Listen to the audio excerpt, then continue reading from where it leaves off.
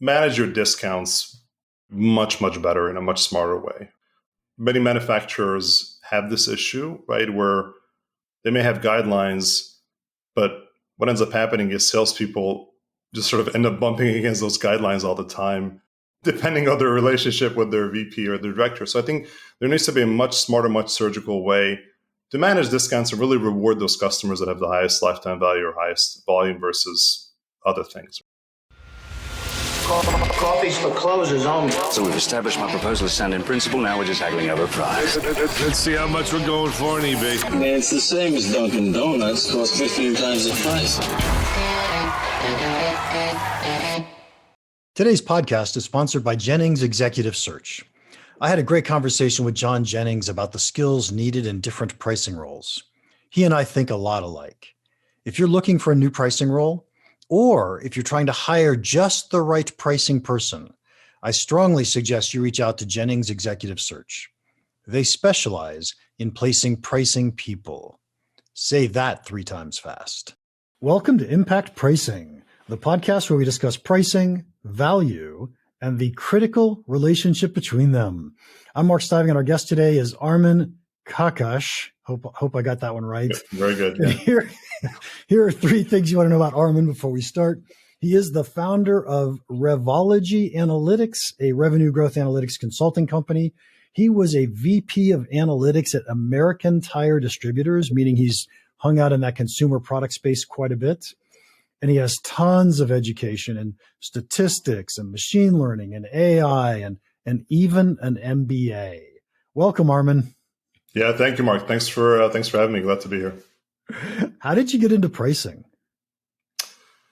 Oh man, it was by sheer accident, and I would say maybe kind of love brought me into pricing. And so I'll try to give you the 2-minute story. Maybe I was with GE post MBA. Did a leadership program after business school with 3 or 4 different business units of GE. And so on one of my rotations, I met this beautiful young lady in Arkansas. I worked for Walmart, and so I ended up moving back to Dallas to lead Salesforce effectiveness for a small financial services arm within GE Capital. But I really wanted to be closer to this lady that I just met, who is now my wife. And so I ended up searching for jobs, and I got recruited into a role with Miller Coors. It was called Miller Coors back in the day. Now it's Molson Coors, into a pricing manager role. So the idea was to take sort of an existing pricing team and transform them into sort of an analytics-driven pricing strategy and pricing advisor for the Walmart and Sam's Club businesses. And so I got recruited, I got the job, and so that's ever since then I've been in sort of this intersection of pricing and advanced analytics. All thanks to love. Okay, so I got to say, I love the story, by the way, but I got to say, when you first said you got into pricing because of love, I thought you were going to say the love of pricing, but it was actually the love of another person. I had no clue about how awesome pricing is or how awesome the discipline is itself back in like 2011. But yeah, it was human love, which then eventually turned into like functional love for sure. Right. Nice. So you spend almost all of your time on analytics, on data of pricing. Yeah. And so have you ever had a chance to apply this in a B2B space? Because this, there's so much data in the consumer goods worlds. And it makes a lot of sense that that's where you would hang out. I'm just curious if you've ever been in B2B. Yeah, I have, Mark. Actually, I would say probably 30% of my experience is in B2B, and maybe the other 70 is in B2C across CPG and retail. I actually prefer B2B engagements and B2B problems much more so than the sort of CPG type problems. I think they're more interesting. I think the upside to deliver value for companies is much greater. And there's also this whole notion of there's just not enough sort of human and tech capital in those spaces a lot of times, especially like very traditional companies, right? To do a really good job of sort of uncovering a lot of these hidden insights that actually drive the value for companies, right? So I love B2B problems as much as I can to do those, but my kind of big part of my experience is really B2C. Yeah. So I personally have spent most of my time in B2B, but what I love about B2C is the fact that we all shop, right? We all buy things. Yeah. And so it's so much easier to relate stories or capability in the B2C space if you're going to try to teach someone what's going on. Yeah. I find them both fascinating. Yeah. And I think the other thing, Mark, is like a lot of B2B companies, like, again, I'm anchoring to like a lot of the industries that I worked in, distribution, consumer durables distribution, right? Had a bit of experience in medical devices, right? Like these are actually industries where you tend to have a lot of data, right? Sometimes you have data from distributors, right? If you're a manufacturer, you may have syndicated data. So you have a lot of data, but you have very little actionable insights, right? And I think industries like CPG, especially if you're a top tier kind of CPG, right? Like you're inundated with insights and advice from, syndicated data providers and Numerator and IRI and Nielsen and all these guys, right? And so all these other B2B industries, they have so much opportunity to just really make their pricing and profitability much stronger. Nice. Let's stick with B2C for a little bit, just because most people understand B2C.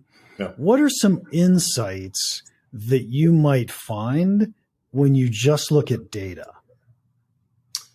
Yeah. Again, I'll maybe I'll anchor to like consumer products. Again, sort of the easiest and probably the most relevant.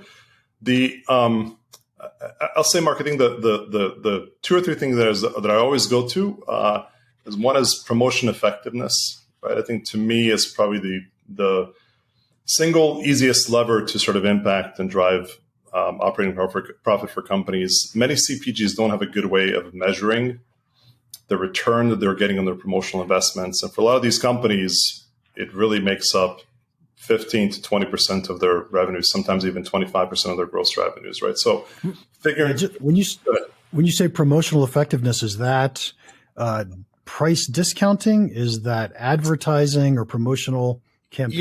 Yeah, I think in a broader umbrella, it's all of the above, but really the focus and probably the biggest impact is just price promotions. So price promotions themselves are often 15 to 25% of gross revenues. Many companies, even those with turnkey solutions, have very little idea of the return they're getting on those investments, right? So like one of the easiest, quickest insights you can get is figuring out which are the kind of lowest ROI promotions that are not delivering any value for you or your customers or any of your channel partners. Cut them and reinvest it elsewhere in other growth areas of the company. I'd say that tends to be really, really accretive for companies. I think the second. Wait. Before you go on, I got to ask. Go ahead. I have written several times about Black Friday. Have you ever had a product that made sense to promote on Black Friday? And have you ever done analytics around that? We've done a bit of analytics when I actually worked at BestBuy. And so my team was responsible for essentially setting the prices for products in BestBuy stores and online. And yes, we promoted products, especially anchor products, quite heavily on Black Friday. But tell me more about your statement. Oh, I'm just curious. I've written so many different things about Black Friday, one of which is it's proof that price elasticity makes no sense. Yeah. Right. Because even if you didn't lower your price, you would have doubled your sales that day because people are out shopping. Yeah. Right. But the fact that you lowered your price and sales doubled, it looks like, wow, I had this great price elasticity that happened. 100%. Yeah. You definitely need to control, like when you model price elasticities, you definitely need to control for events like that. But 100%, I'll be honest. Black Friday I've been in this country for, in excess of 24 years, and it's still not something that I've partaken in, nor will I ever, I think, partake in. But I'll have to read it. So 1 year, you have to get up at 5 a.m. and go shopping on Black Friday just for the experience. My brother lived in Rochester, Minnesota, and we would get up at 5 a.m. on the day after Thanksgiving to go shopping. Oh, what an experience. Oh, no, I don't. Very little interest. Maybe my kids one day can do that. But I think the other piece I was going to mention, Mark, which is really kind of your sweet spot, is for many CPGs, like most of them don't have a really, really strong understanding of this price value relationship of their products, right? And I think a lot of things that I've seen in the past is when companies are trying to do this internally, and they get a bunch of people from marketing and finance and revenue management and sales, and they're trying to do some kind of a quantified consumer value versus relative price kind of a equation, as opposed to actually doing some customer research. But I think that's a big mix for companies, especially when it comes to kind of right-sizing their portfolio in terms of pricing, because 2-3 years pass and it's a different world, right? There's inflation, there's different consumer expectations, and different brands. And I think that price value curve tends to change, especially in CPG, right? Quite often. And so doing that more often is really, really beneficial for companies, and doing it the right way, right? Yeah, so it's interesting that you bring that up, and the word value in the way you used it, I'm going to say is willingness to pay, right? Yeah. How much would somebody be willing to pay for the product? Yeah. Oftentimes when I work in B2B, we focus on what's the specific problem that this customer has that customer doesn't have, or what's the real value for this feature for a customer. Yeah. And what I find fascinating about most consumer work is we rarely go there. It's usually assumed that there's some kind of value going on. And by the way, how do you value the color blue on this shirt? Yeah. It's pretty esoteric.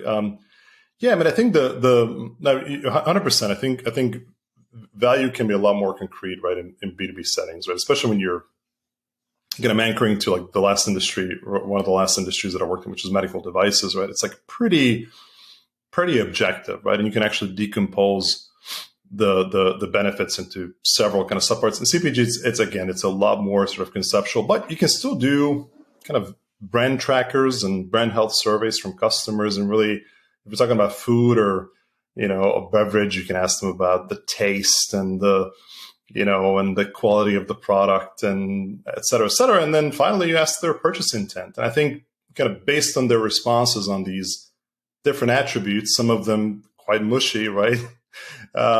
Based on those different attributes, you can actually kind of model what their weighted benefit is, right, for particular products. And you can certainly right-size pricing. And I think one of the favorite examples that I keep bringing up is, it's actually happened to me earlier in my career, is we've done a price value exercise at a company.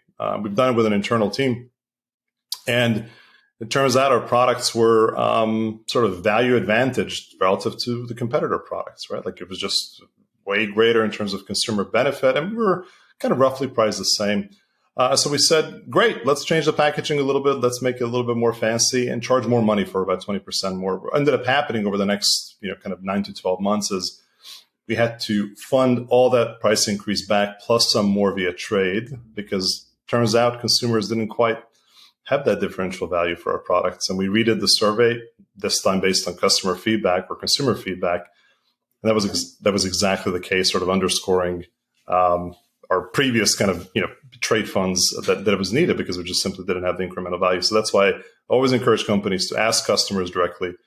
Don't do this internally. And not only that, test. Spending millions of dollars to launch a new pricing or packaging without having tested it somehow. Oh, yeah, so 100%. risky. Yeah, 100%. So you are a unique individual. I would argue that I am too. By the way, I have a PhD, and my PhD was on 99 cents, and I studied the prices of tuna and ketchup. So, what was the synopsis of your dissertation? So first off, 9 cents really does work, and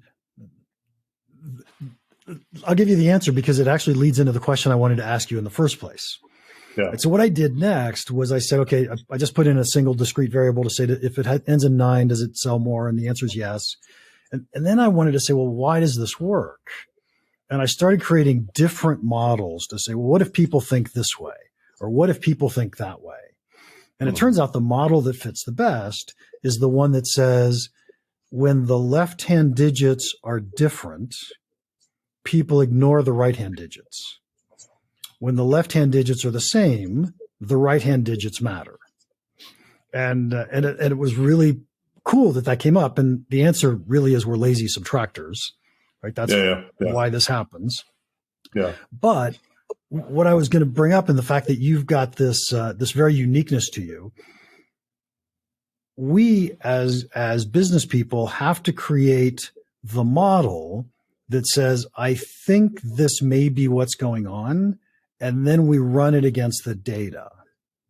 Yeah. So how is it that you can communicate? Because there's two sides in your world. You've got the business side and you've got the statistics people.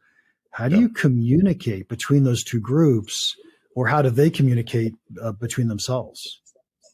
Yeah, no, it's a really good question, Mark. And by the way, I'll have to read your dissertation paper for sure after this. Maybe over some cocktails. But no, I mean, listen, I think that's probably one of the central problems that you get from sort of analytics, particularly advanced analytics and business, right? And you see that all the time. It, by the way, it's not kind of reserved for kind of pricing or revenue management work, right? There's a big sort of gap between folks that can do the advanced work and the people that make the decisions, the business leaders that make the decisions. There's a huge communication gap, right? And on the left-hand side, you have the business folks who don't quite have the more advanced skill sets to kind of understand basic stats and machine learning and things like that. On the right-hand side are folks who are really good at that, but they have either little domain knowledge, little interest to dumb things down or whatever else. So it's a huge chasm in that sense, right? One of the things that I've learned over the course of my career, and people that have kind of been in this analytics world for a long time, they all sort of get it, right? And especially somebody like you gets it, is you got to keep things simple, right? Even if you use something pretty complex in terms of, the analytics method to uncover some insight, you have to keep the explanation very simple. You have to put it in a language that is very natural to the person that you're telling to on the business side, right? And then you also have to kind of connect the insights and the recommended actions to the things that they care about, right? Which is typically got to be tied to their incentive bonus, right? And so I think that's really, really key when you talk about the communication and the interaction of the folks that do this type of work, commercial analytics or pricing analytics, or whatever you want to call that, and the business decision makers. I see that, by the way, I see this all the time. I still see this in companies, and I think that's a big problem. I agree completely. It's a huge problem, and it feels like people like us are pretty unique in the ability to do what we do. Right? I couldn't do the analytics anymore. There's no chance unless you taught me how to use the software and I just push the button. Then maybe I could. Yeah, but I can still think in models, which is very different than most people. And so I would almost think in your new role, as you go out as a new consultant or a new analytics firm, it's almost like you want to tout this ability to say, look, I understand the business problems and I can translate business to stats and stats back to business. Yeah. That makes sense. And I mean, listen, like I see, somewhat of a revolution happening in the analytics world. I think you probably see this from, the posts and the newsfeed and whatnot. Like there's more and more people talking about this idea of outcomes are what matter in analytics and data, right? And it's not the sophistication of the algorithm, right? It's the business outcomes that you're able to drive. And so if that means that you have to use simpler methods, and that's what you do in order to accomplish the goal, get some wins and then move on, right? You mentioned also to kind of test and learn, Mark. Like that's obviously one of the easiest ways to drive progress in companies, right? Particularly for price testing, right? If you run kind of a 6 to 8 week test on a small subset of your products, and you do a good job of kind of establishing the test versus control group, I think that's a really, really good way to sell in a new strategy or a new pricing tactic for leadership, because then the results are like in market, they're empirical, they're actual. So I definitely found that to be a good way to kind of affect strategy. Yep. Cool. So what's another solution problem that you often find, and a place where I'm going to make a lot of money when I hire you to come solve my data problems? Yeah. Good, great question. Yeah, I mean, I think there's a couple of things. So we talked about promotion effectiveness is huge for CPGs, right? I'd say it depends on industry, Mark. I think for things like distribution, right? Inventory management is a huge problem, particularly unproductive inventory. So a lot of these companies, a lot of these wholesalers, they buy up all this inventory, especially when it's on a heavy discount from a manufacturer, right? If a manufacturer comes to Mark and says, "Hey, man, you can buy these 100,000 widgets because it's on a 50% discount," a lot of the times a young Mark may say, like, "Oh, sure, let's go get it," right? And reality is your sell-through rates are going to be like, you're going to sell through them like in 2 or 3 years. And so you have all this unproductive inventory kind of gathering dust in warehouses. And so clearance price optimization is a huge opportunity, right? Like just really creating some automation and some dynamic methods to clear out the product that is tying up your capital and is actually lowering your productivity as well as your operating profit. Then I think for other companies, before you go on, it also seems from what you just described to me is that you should give me an algorithm that tells me how much I should buy when someone comes and says, "Hey, it's half off." Spot on. Yeah. And that's the type of work that we've done in the past, right? Where you actually have, call it a procurement scenario analysis or purchase optimization, right? As you can actually plug some numbers in and understanding historical sales patterns, understanding certain assumptions, interest rates, relative to holding costs, et cetera. You can kind of get a good gauge of what's reasonable versus what's not. But again, I think many companies in traditional settings don't quite do that. They still kind of rely on this kind of experience-based method or kind of gut feel, right? And that's kind of a big thing. And I think the other areas, Mark, I mean, listen, like when I kind of started my small boutique firm, I purposely didn't want to be like this pricing strategy guy. One, because I'm not that good in strategy. I'm really good at analytics, right? I'm really good at kind of driving those insights. I'm okay at strategy. But what my core competency has been is really commercial analytics, of which pricing is one part, right? The other part is what I sort of call sales and customer growth analytics, right? And so when you ask the question, what are some of the other areas that make a huge impact for companies? It's really things related to customer analytics. And that has kind of two sides. One is providing insights, ideally actionable insights to your sales team, right? On which customers to go after, which customers to heavy up their sales efforts because they're about to churn, which customers to do cross-selling because they have the highest propensity to buy other products. And then the other side is providing actionable insights to the customers themselves, right? Be it directly or through your sales force around assortment optimization, total profit optimization, things like that. So I think those two things are hugely impactful for companies, especially in B2B settings. I think that's phenomenal. I don't know if you know this. My second book was called Win, Keep, Grow, which is about managing subscription businesses, right? So we know we have to go win customers, and all traditional businesses have had to go win customers forever. But if you think about it, in subscriptions, once we win a customer, we have to keep them. And analytics should be able to tell us when someone's about to churn out. What should we be doing to go get them and keep them? And then once we have happy customers, then we want to figure out how do we grow a customer. And so now who's using the most? Who looks like the types of customers who have upgraded in the past or bought other stuff from us in the past. So I think analytics are fantastic for that. Yeah, that's right. I have to get that book. I think I have like one or two of your books. Pricing Impact. I think you wrote that one, right? Impact Pricing was my first book. That was 12 years ago. 12 years ago. 12 years ago. Yeah, I got that when I was 10 years old. It's a really good book. It is a very good book. I think it's one of my top pricing books that I kind of read. So thank you so much. The check's in the mail, by the way. Yeah, good. Okay, so we're going to run out of time, Armin. I'm enjoying this a lot. But what's the last question? Yeah. What's the one piece of pricing advice you'd give our listeners that you think could have a big impact on their business? Oh man, I have so much. I have so much advice. Can it be like? Can it be two?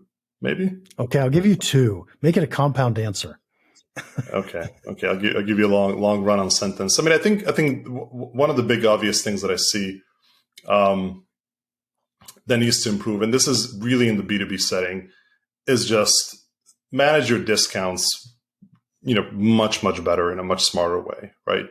I think many manufacturers have this issue, right, where they may have guidelines, but what ends up happening is salespeople just sort of end up bumping against those guidelines all the time, depending on their relationship with their VP or their director. So I think there needs to be a much smarter, much surgical way to manage discounts and really reward those customers that have the highest lifetime value or highest volume versus other things, right? I think that's number one. I think maybe related to that, this is, and even both to kind of B2C and B2B, is this whole idea of, really asking your consumers or your customers, if you're B2B, how they value your product vis-a-vis the competition, and be able to right-size your portfolio based on that versus just blindly kind of doing a cost plus or doing a competitive index-based pricing, which, by the way, 95% of the companies still do, or perhaps even 99%, right? I would say those two things.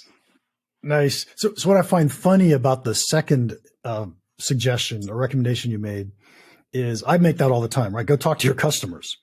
But I got to tell you, that's qualitative research, and you happen to be a quant guy. Yeah. Yeah. I mean, sure. I mean, listen, like I'm terrible about that piece, right? The actual execution piece of the survey. But what I am good at is once I get the numbers back and the results and the responses, then we can actually figure out what the price value relationship is. But yes, I'm fully aware, Mark, that I'm not good at the soft stuff. No worries.